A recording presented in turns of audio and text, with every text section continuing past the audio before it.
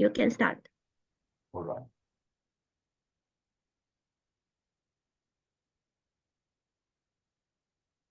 Hi, this is Mike Litman. I'm president, founder, and the CEO of Mike's International. So today I have a privilege to talk about the superheroes. So I'm sure, like I'm really talking to the superheroes. You're already superheroes. You've already been putting dents on the globe because today, it's going to be an amazing talk. And if you have not yet joined, so join right now. Why? Because you are just one decision away from a totally different talk and from a totally different life. So I'm feeling pretty honored and proud and thrilled. Why? Because I'm just going to talk on IIU. It's an International Internship University. Okay, so this university has been initiated by the Piyush Pandit. It's the greatest resounding success soulmate like it's been in there. So he's been really putting dents on this part of globe and even all. So he is really putting a lot of impact on everywhere.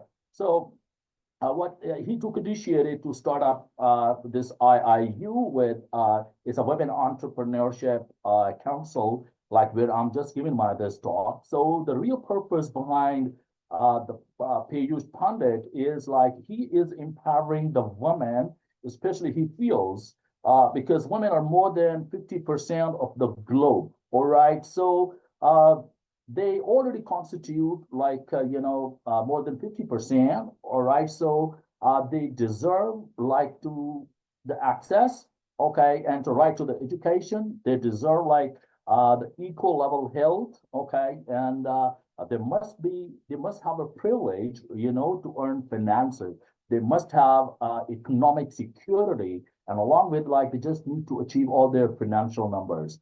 All right. So, and most importantly, why? Because in today's world, we are combating a lot of issues on empowerment. So he's talking about like it's a platform where we can empower the women, especially they need to be enfranchised, especially in politics. So this is a great initiative. Why? Because he is bringing women into the entrepreneurship, and like he is inviting every woman on this particular part uh, platform, like where people from industry, especially when I'm talking about women from industry, service, okay, and manufacturing, the pharmaceutical, and all kind of service, even the sports women, okay, they must participate. They must play their pivotal role by joining on this amazing platform. And I'm pretty sure like it's gonna bring empowerment, okay, and it's gonna help them like to bring their inner wisdom and insightfulness like through this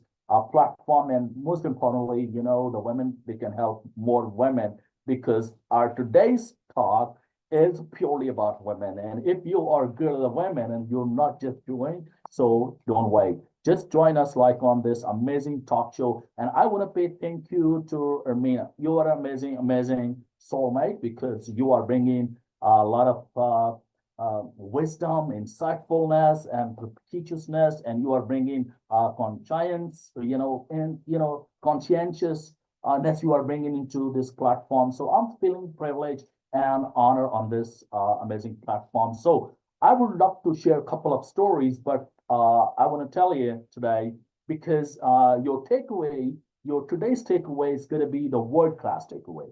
The reason why, because I'm going to talk about the three most important people, like they've been the top women in the world. Yeah, I'm going to talk about Marie Curie and Dr.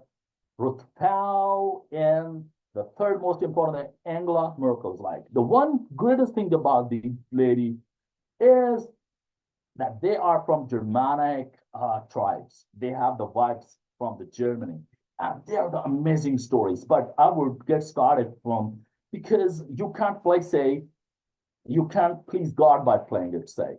So a lot of people, they are not taking risks. The reason why, because they want to play safe. So I have a message for you. You can't please God by playing it safe. Once upon a time, there was an amazing guy. It's a French-American story. So the guy, Philip Petit, he traveled to United States, but there was a motivation because he had a big mission. He was a great wire walker, and he wanted to walk on the wire. but the dream was to walk on the World Trade Center, two great buildings. Wow, amazing, amazing dream.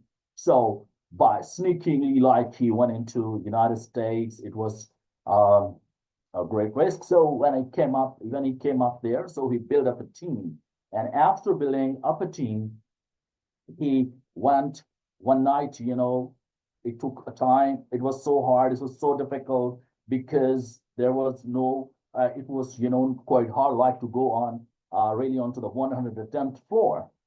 Wow. So when he walked over there, so I just want to say something really great. That's a $1 billion sentence when he was walking on the wire out there. So he was arrested by end of the day, and one cop asked him, "Hey, what would happen if you could be falling down?" So he talked the $1 billion sentence. Like he said, "Wow, what a beautiful death it would be." So the greatest thing is the message is your success is beyond your fears, beyond uh, the boundaries of fears, right? So you got to do something about. So it was an amazing sentence, and it really could help me to grow in my life. All right. So one more thing I want to talk about. The Jack Ma is an amazing guy, and he has created a great company, Alibaba.com. And the greatest news is like he has more than 50% women in that company. All right. And the reason why, because he is bringing more LQ into the business, because we are mostly relying on you are in corporate. So we believe in emotional intelligence, or we believe in intelligent quotient. But there is something amazing. That's a love quotient. So he is bringing more and more women in his school. And he's believing, right? Because the women can play a much better role, can play a pivotal role because they have something special in their heart. They're so caring, loving, and they have integrity, all right? And they gotta take more care than men in any company. Well, so uh, because I have been told that you have just 45 minutes, so within no time, like I want to share a couple of laws, and then I will talk about those three great people. So remember, there is one law, and we mostly talk about, in my motivational talk, or even I talking to like the corporate people. So there's one law. The greatest law is the law of solipsism. All right, it's a very unique law, and this law says that you are most valuable and a most important person in the world. Like you see the sun, it comes every day and it's playing its role, it's giving you a sunshine, all right? So, like you are the most valuable person in the world. So, you need to know your importance. And once you feel like I'm the most important person, the philosophy is you start playing an amazing role for the world, right? Because if you feel like I'm important, all right, and I can do what nobody can do, and I'm the most incredible, and I can play a typical role in the people's life. So then you start feeling a responsibility. All right, in perspective of solipsism, I've been like speaking up to the people. All right, how may I help you? It's the most powerful line in the world. Like, how may I help you?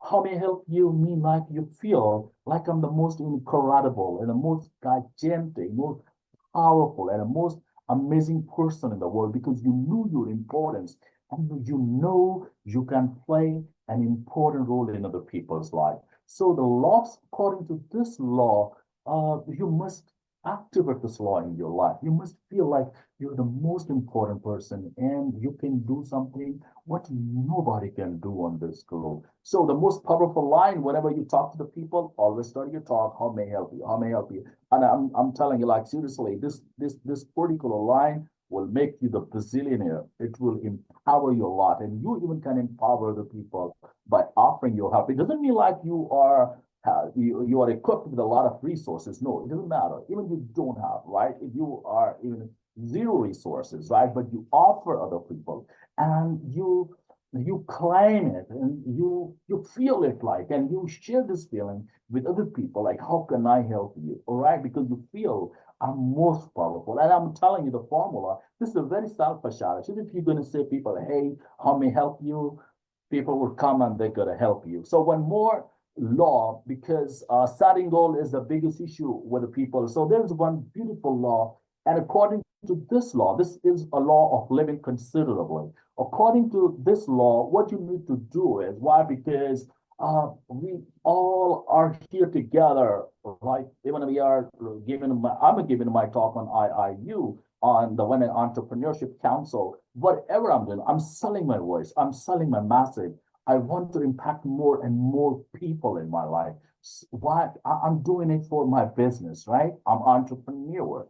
Okay. So according to this law, it's quite easy to set your goals. How can you set your goals? Because whatever you're doing in your life, you're not doing it for yourself. You are doing it for your family members, right? Because they are your intimate relation, and you are putting all your sense into the work. Why? Because you want to see them happy, you want to help them. So I want to tell you one greatest idea, like how can you set your goals, and it's gonna be so easy for you, like, and to execute everything in your life. So what you can do is you need to investigate with all your family members. What do they want from you?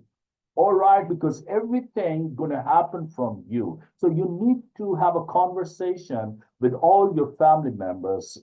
I'm assuming like you have two brothers and three sisters. So you need to have corner meetings with them. Individually, you need to ask them, how can I help you and what I can do for you? And try to know, put all your sense to know like what your family members are looking forward from you. Because by end of the day, you gotta help them. You gotta create a big empire and you gotta create a massive success. All right. So you're gonna ask like everyone individually in a corner meetings. Don't let other people know, right? So you need to know personally, and you need to go some private meetings and write down their goals and what do they want from you on the pages. All right. So if you're gonna see like five people in your family, including your better half of, all right, and how many people you have in your family. So you gotta investigate, you gotta inquire each and everyone and write up all their goals on the separate pages. And by end of the day, you need to write your own goals and what do you want from yourself. So then, like you would have maybe 7 or 8 pages, and then you need to match, you need to make ticks on the pages and try to consolidate, pick out the goals from all the pages, the unanimous goals, and then write it up on a separate page. And that would be your goal, that would be your mission in your life, what you can achieve in your life. So one more thing I need to tell you, this is an important law because this law can help you to understand our today's master. That is a law of control. Law of control means you need to have a locus of control on your life. Like if you're not talking about the corporate, you don't need to accept salaries. I believe in accepting checks. Why? Because I believe in missions. I'm having kind of like, I have a control on my life. I'm entrepreneur, so I have designed my activities and I'm getting my income, assuming like if I have 5 business, so I have a control in my life, right? So I'm not waiting for the salaries. I'm not waiting by end of the month. So you need to have control, not just your financial numbers. You can have control on your relationship. And it only can happen in your life once you can influence people. Like by setting your goal, you can have control on your relationship and you can seriously pay a lot of sense and you really can get out of it. And you would see like, you would be so successful in your relationship. So in all domains of your life, you need to have control over you. All right. And it only can happen once you resonate and when you attract a positive energy in your life. Well, so a couple of things I would share, and then we're going to talk about our most important 3 big personalities, all right, because it would be more easy to understand it. So I will share a couple of things. So number one is don't settle down anything in your life, all right? Don't compromise. Once upon a time, there was a guy, he was unable to speak English, but he decided like to go into the United States. He wanted to have some brand management. He wanted to set up some business there, but he was unable to speak English. And once he got there, so he hired an interpreter. Interpreter told him, better you learn English. Why? Because you're going to stay up here, so you have to go for the meeting, you have to order your food, so you need English everywhere in your life. And he talked to the interpreter, all right, I get to speak English, but please tell me just 3 words because I can't speak wrong English. I don't want people to listen wrong English. He he never wanted to speak incorrect English in front of people because he had fear. He never wanted to be listened wrong because, and that's why, like, he just the interpreter told him 3 words, and he started to practice 3 words: hamburger, French fries, and Coke. Hamburger, French fries, and Coke. Hamburger, French fries, and Coke. And very next day, when he was in the restaurant and he offered, the lady waitress came in and asked, "Hey, how may I help you? Like, what would you like in breakfast?" And he said, "Hamburger, French fries, and Coke." In lunch, he was ordering the same. He was ordering the same, and in lunch he was ordering the same. In dinner, he was ordering the same, and he was ordering the same for months. My goodness. And by end of the day, like, he got pain in his stomach, and he came back to the interpreter and told him, "Hey, I messed up my stomach, so please tell me something different because I don't want to eat any more hamburger, French fries." And the interpreter told him, "All right, no problem, I can tell you more words." But he said, "Okay, remember, I don't want to speak incorrect or wrong English in front of people, so you gotta please tell me something great and accurate." All right, I would learn 3 more words. And said, "Okay, so now you can order 3 more egg toast, okay, and juice." He crammed 3 words: egg, toast, and juice, egg, toast, and juice. And very next day, when he was at a restaurant, and the lady works came and, hey, how may I help you? Like, what would you like in breakfast? Is a hamburger. I need egg. She said, "Okay, we have different type of eggs. So what kind of egg you would like to eat?" We said, we have different types. We have omelette, we have French, all right, and we have different type of eggs, all right, different. So what kind of egg you would like? He said, "No, no, no, no," because now people were looking at him and he was not ready to speak wrong English. He changed his order and he said, "No, no, no, I need toast." And she said, "All right, we have a different type of toast. So what kind of toast you would like to eat?" And he said, "No, no, no, no, no, I don't like toast. I need juice." She said, "Okay, we have different type of juices. We have tomato shakes and pineapple. So what kind of juice you would like to drink?" He said, "No, no, no, no, no, hamburger, French fries, and Coke." So he was settling down just on the fear. All right. So you never gonna settle down in your life. All right. So do what you really, really, really, really, really love to do. But remember, it must be most important because a lot of people, they are doing something what they feel like it's very important. And I love to do it, but it's also doing this.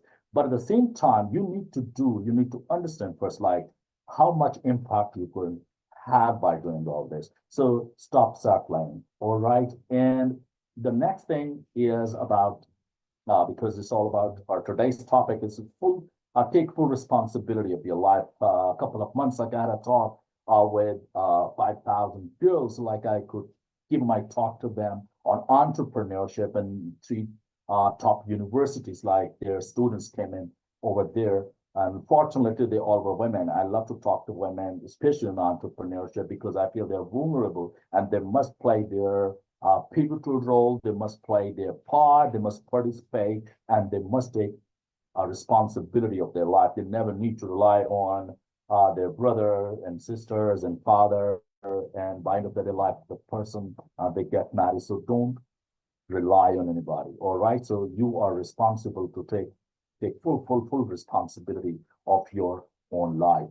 And one more stuff is very important, like you need to know before going into a topic that you need to know what's your diet plan, because there are 2 types of diets: your mental diet and your physical diet. People are investing a lot of money and they are doing a lot of things and they are giving a lot to their body, okay, and they are investing on their physical intakes. But what time, how many hours in a day, and how many books you are reading in a day? What are you giving to your mental diet? What are you doing for your mental diet? What are your food thoughts? Most of the time, we are growing up and we are growing up with a bad knowledge. And it only happens because of the people we are surrounded with. Because by the end of the day, you become average of the 5 people you're surrounded with. So you need to investigate and make analysis how many people and what kind of people like you are surrounded with. because by the end of the day, you're going to be the same. If you're going to sit up with a line loser, so I have a bad news for you because then you're going to be the 10th one after 7 days or 10 days. So better, you need to attract great people in your life and you need to resonate and vibrate. Okay, and you need to attract very positive people in your life. It only can happen. What kind of uh, what's your vibration, all right? Um, or what you are really building up yourself. So I've got to make you sure like you could attract the same kind of people. Well, there are so many things we can talk about.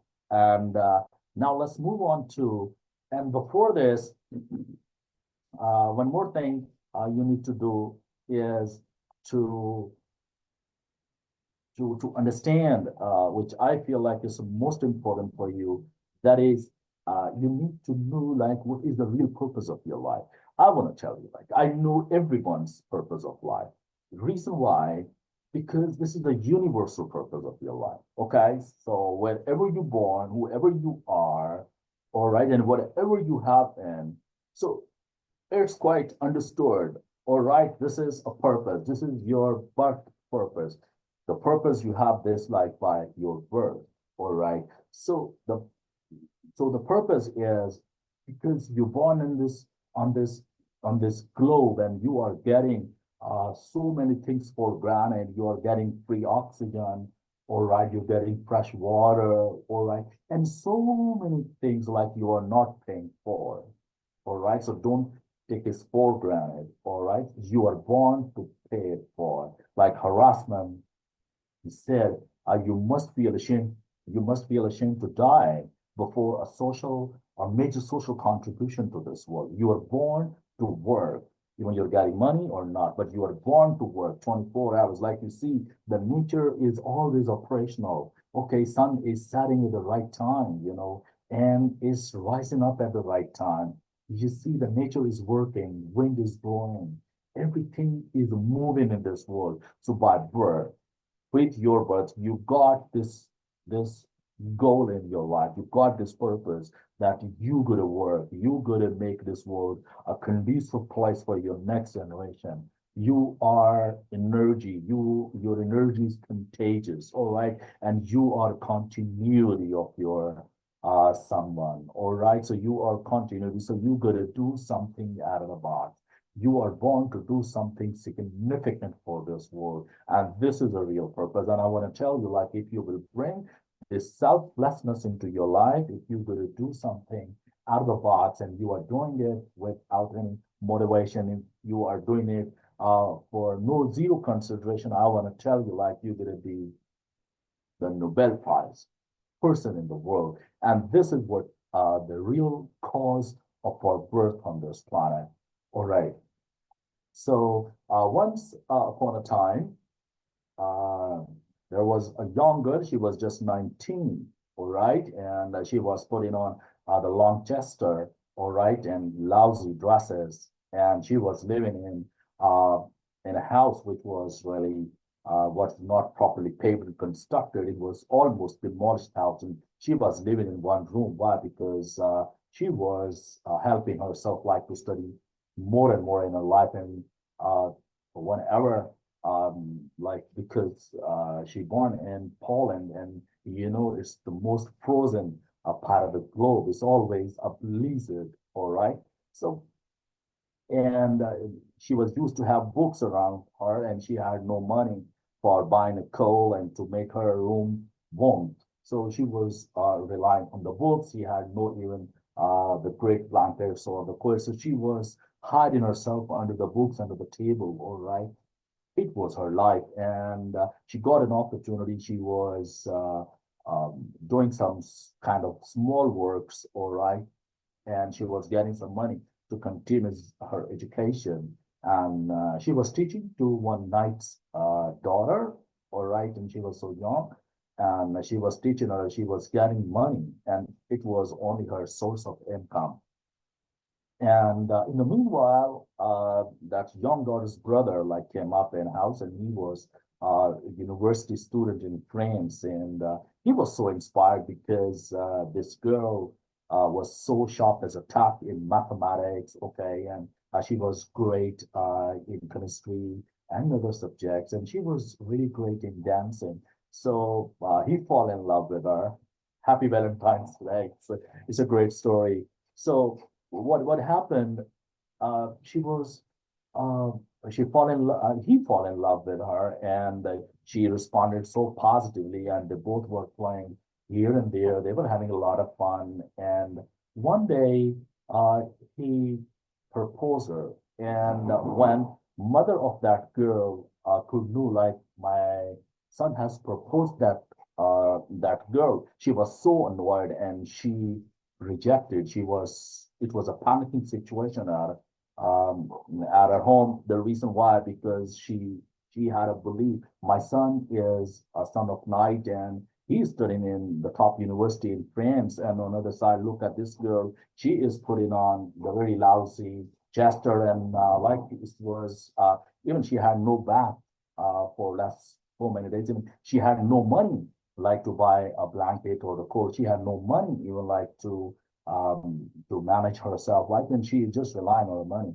So how can I allow her like to get married with my son? So she invited everyone from the village. Okay, so all people like came at her house, and she asked the people, please, I want to ask you one question. Do you believe my son should get married with this girl? So everyone said no. Everyone rejected that girl. Everyone say like, this girl don't deserve, she doesn't deserve like to get married with your son. All right, so she was so dejected, rejected, frustrated, and she decided, and she was uh, pissed off, and she was really kicked out from that house. And she, at that day, she decided that I would never fall in love, and she decided I would become someone nobody can become. And at that day, she decided to revenge herself by studying more. And from that day, she started to learn more and more. She was giving all her sense life to the studies. She was studying more and more.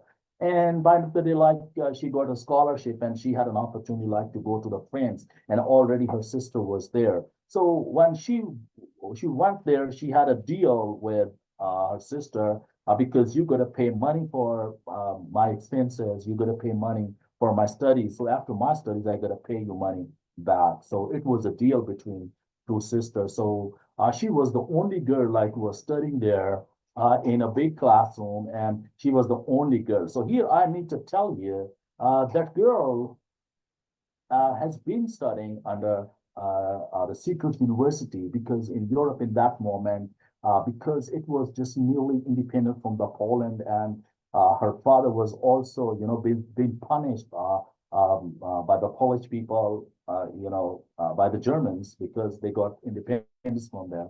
So he was penalized, and he lost his job. He was a teacher. Well, she had a very tough time. That's why, like, she was working here and there. When she was at the place, when she was at university, she one day she was sitting in a classroom, and she got unconscious within no time, and everyone took a notice like what happened. And when she was brought to the hospital, and the doctor recommended, like, because she's so hungry, and I think like she had not eaten anything from last so many days, so please give her one glass of milk. So look at the stubbornness. And she came into the consciousness again, and she started to work, and she again started like, and over there, like, she stood first, and uh she was giving all her sense in at university in France. He got his soulmate. His name was Pierre Curie. All right.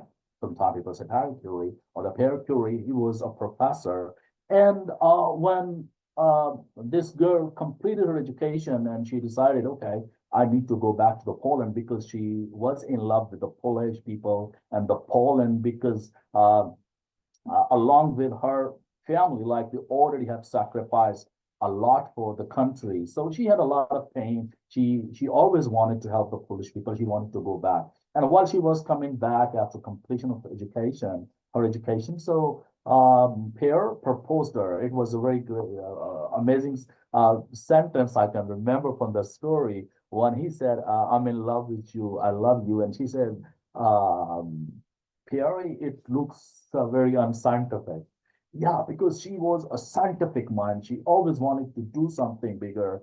She always wanted to do something out of the box. So in that moment, in the meanwhile, while she was completing education, she already joined Perry Curie, all right, and she was doing all the experiments there. So Perry Curie, like he was totally understood, like this girl is not just a beautiful, just not a prettiest girl. She is the most talented girl ever. And because he was 35 and he never been in love and he never thought about like to get into love or to get married. All right. And at this particular moment, Mary Curie, yes, her name is Mary Curie. So she was also not interested to fall in love or like to get married or to stay anymore like in France because it was not her place.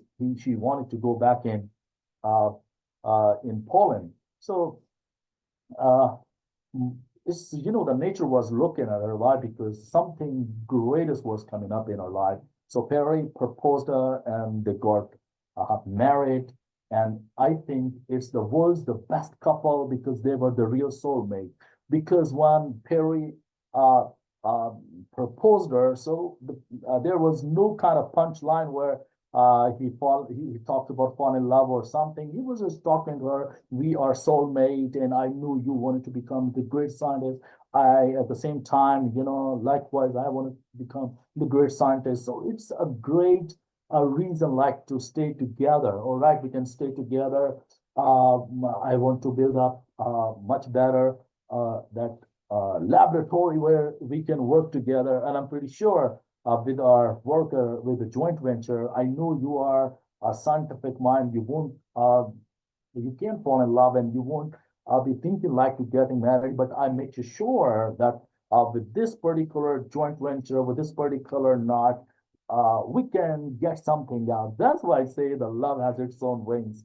Okay, so I believe in like to get married with a soulmate. Um, 7 months ago, I lost my soulmate. My wife died, so we had a great time together. So like, yes, let's talk about the Marie Curie. Sometime his father was used to call him Mania. All right, Mania. Her full name was the Maria Salome Skłodowska Curie. Like, it's a very long name. It happens in the Polish culture. Well, they got married and they had a great fun and they started to work in a laboratory. In that laboratory, they could create something out of the box and they were crystallizing and uncrystallizing to create something for the cancer. And in that particular time, they could create something out of the box. They could get the power, by burning the 10 months iron. They burned iron like in that winter season, and now they were burning that like in the summer season. So they also like started to have some issues in with their lungs as well. But in that moment, they could get iridium, all right, by burning a lot of iron. They could get a very small quantity. If you burn like 10 months iron, so you can get a very small quantity of this much quantity, like a small stone of iridium, all right? And now the next challenge was like to separate that iridium from one more, it was chromium. So they separated, and the first Nobel Prize, they both shared along with one more scientist, they could get the first Nobel Prize, and she became the first lady in science, in chemistry, could get the first Nobel Prize, which she shared with the Perry Curie and one more scientist. It was the greatest time, I believe in.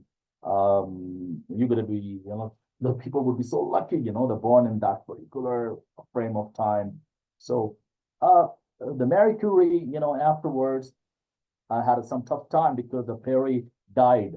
And just before death, Mary, he had a very special talk with the Perry, and she really thanked.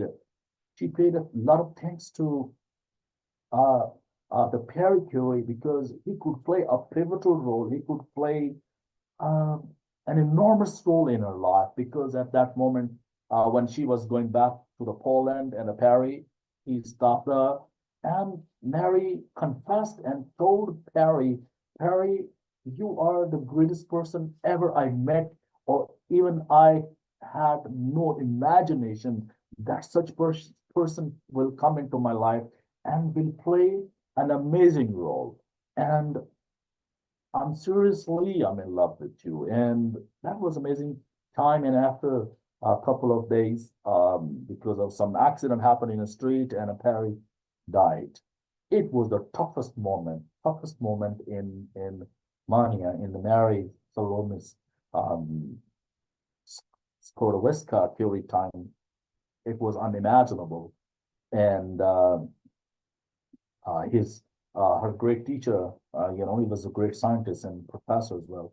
He encouraged and asked like to continue all the efforts like we could do all the time. So then she started to work more, and in the meanwhile, they had two more daughters. And the greatest news is the second Nobel Prize she could get after the first one she could get in physics.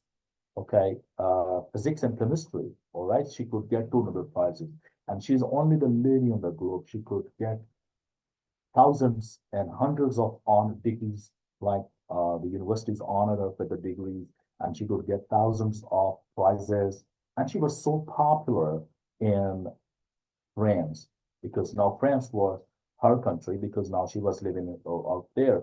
And the greatest thing happened when she was getting the Nobel Prize, the first Nobel Prize, because the first iridium, like she could get iridium. With that iridium, there's a very powerful resins.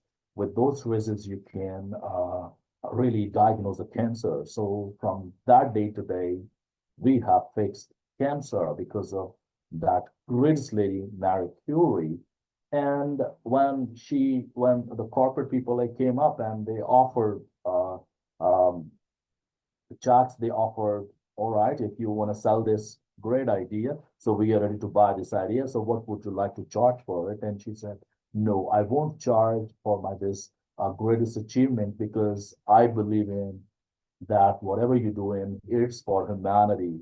And I personally feel like she is one of the greatest lady in the world, and she had a life of based on selflessness. All right, and what she advised at that moment, she said, I want to give my this formula to the company who's gonna help one lady in Warsaw, and she is in Poland. She is suffering from the cancer. If one of the company like can go and really fix or diagnose that lady cancer, do you know who was that lady? Yes, she was the same lady who kicked her out of her village, and she denied, and she never allowed her son like to get married with Mary. And the question is why she wanted to pay that gratitude to that girl. There can be a lot of opinion, so there was no revenge. Actually, she wanted to pay thank you to that lady because if she would have allowed to get married with that man, the man from the France who was studying in France. And she thought if I would have been married, if that woman has allowed me like to get married with her son, so then I would be maybe an average lady. Maybe I would have four or five sons or daughters. I would have family, and maybe I would be busy in the house chores. I would be busy in making errands, and I would be an ordinary woman. So that woman, because that was uh, the greatest event happened in her life because if she never allowed her to get married with her sons. That's why like she could came and with that setback, okay, she could think about to become the great scientist and she could invent something out of the box and it never could happen in history. And she's the only lady in the world like she could get two Nobel Prizes. Overall, five Nobel Prizes went into that family. I don't know what kind of special genes and the DNA she has. And she's been doing a lot like in the First World War and overall like for the people. And she's been the great philanthropist. She's been the greatest social entrepreneur.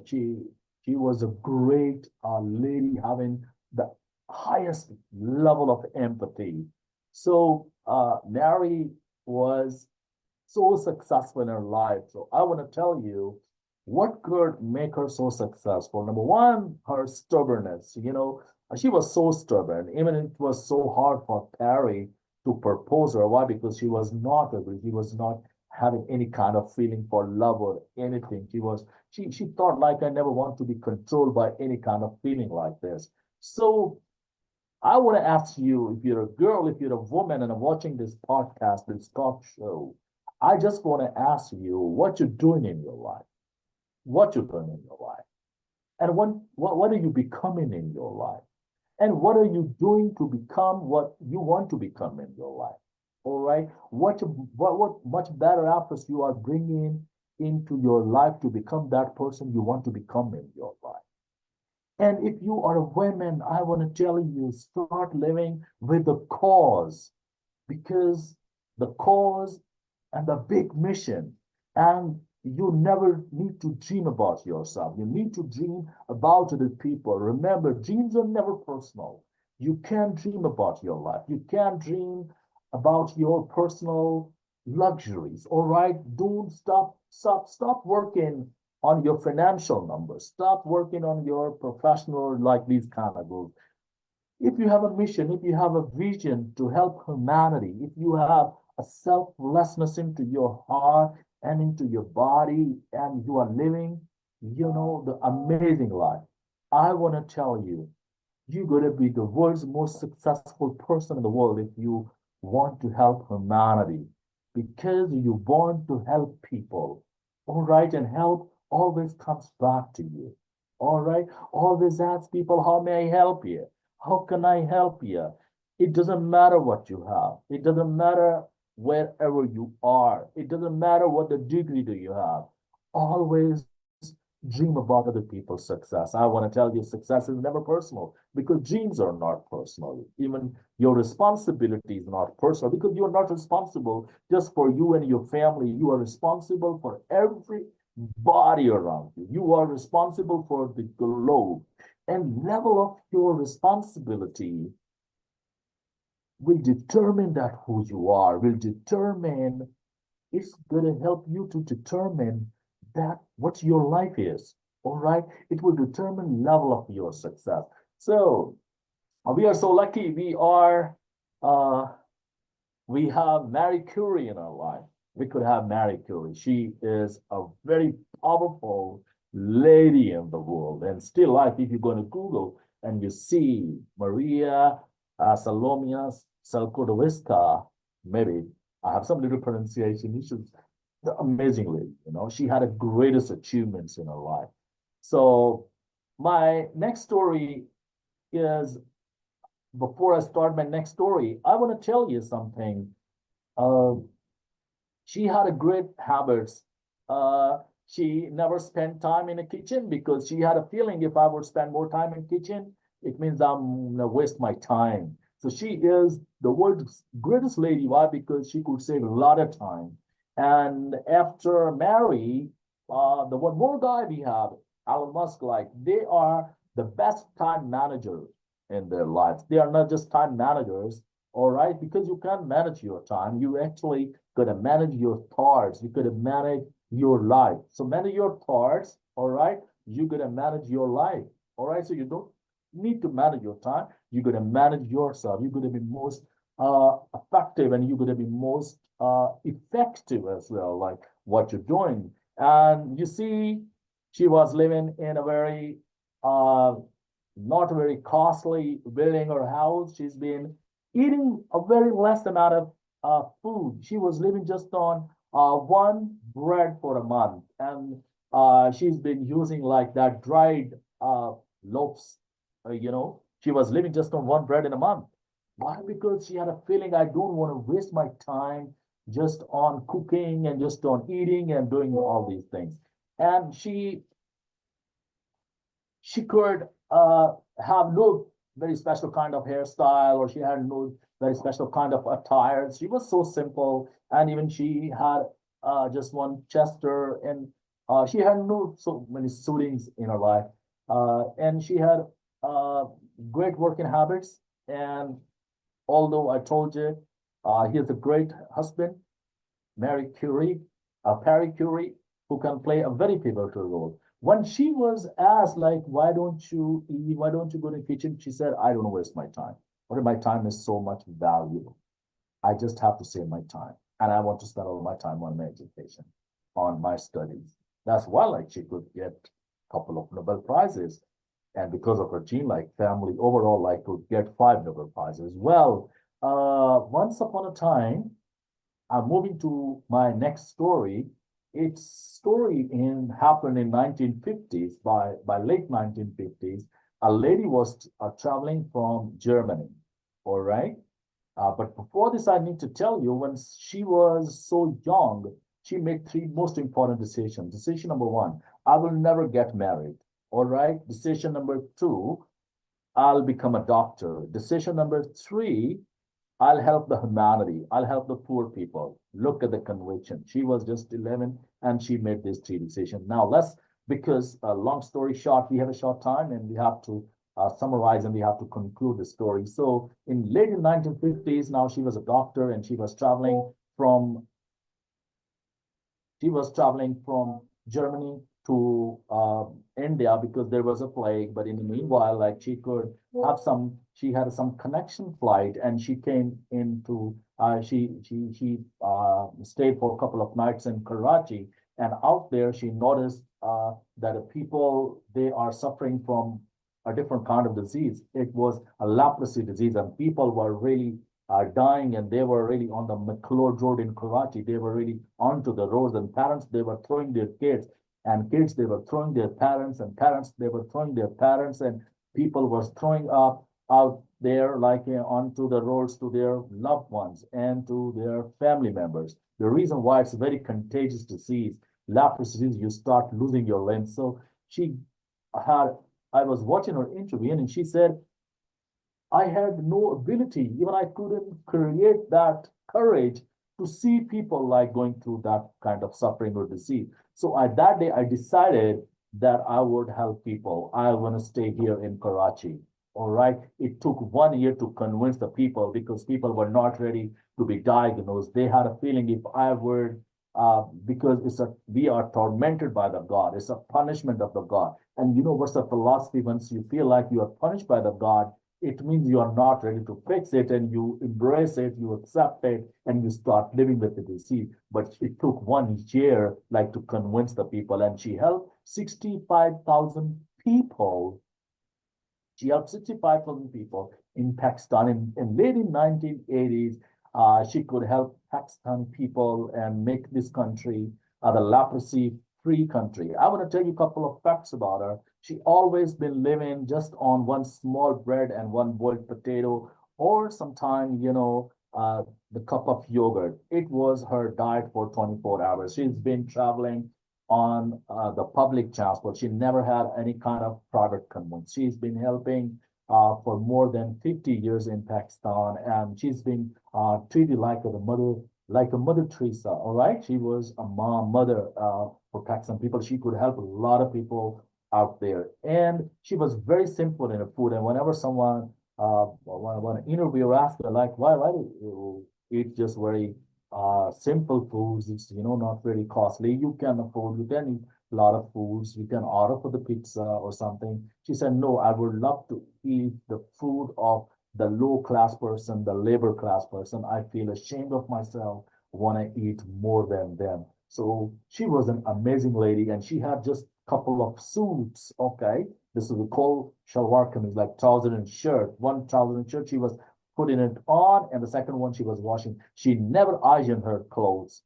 Amazing, amazing, and the simple lady she had, I think, would be declared and I feel like she is one of the greatest lady in the world. And she had a lot of people, and she had a great message for the humanity. Even with zero resources, you can help people. Even like when she started to help the people, and she asked, like, how many doctors we have in a country. So the government told her, like, we don't have a doctor, though there were 14 doctors and they denied to work for and to work with the people with the leprosy because it's contagious and nobody was ready to take risk. And you know, the worst news is the people were throwing, the people, designed the columns out of Karachi and other part of the globe of this country.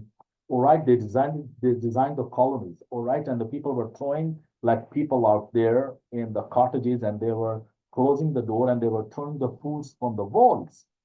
And the people like the effect is they were supposed to eat the food full of mud or something. So the people were dying out there. And that moment, that lady, stayed there and she's been treated really at the top. So the last story is about Angela Merkel, the greatest prime minister of Germany. She was a chancellor. She had a PhD, and she decided, no, I won't work in a laboratory. Better, I need to work in politics, and I can help people in much better way. So the greatest story, the greatest facts about her, she was used to wash her clothes herself. All right, she was used to, along with her husband. All right,